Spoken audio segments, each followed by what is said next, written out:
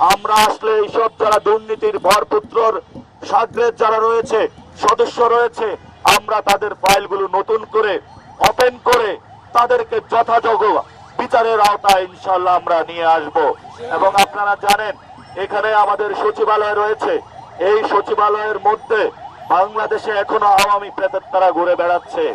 আমরা বর্তমান সরকারকে অনুরোধ জানাবো যে সচিবালয় থেকে আপনারা দ্রুত গতিতে আওয়ামী যারা প্রেতাত্মা রয়েছে, যারা প্রশাসনে বিএনপির সাথে একাকার হয়ে ইলেকশন কমিশন এবং ভারতের সাথে একাকার হয়ে বাংলাদেশের আপকামিং যে ইলেকশন আছে সেটাকে বানচাল করতে চেষ্টা চালাচ্ছে, জনগণকে বলবো আপনারা সতর্ক থাকবেন।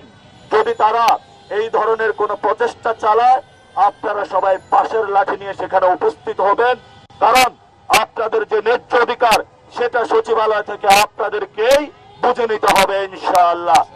আমরা তাদেরকে সময় দিয়েছিলাম যে আপনারা যারা আওয়ামী লীগের রোগ রয়েছে, যারা বাংলাদেশের খুনের নির্যাতন করেছিল তাদেরকে প্রশাসন থেকে বের করেন।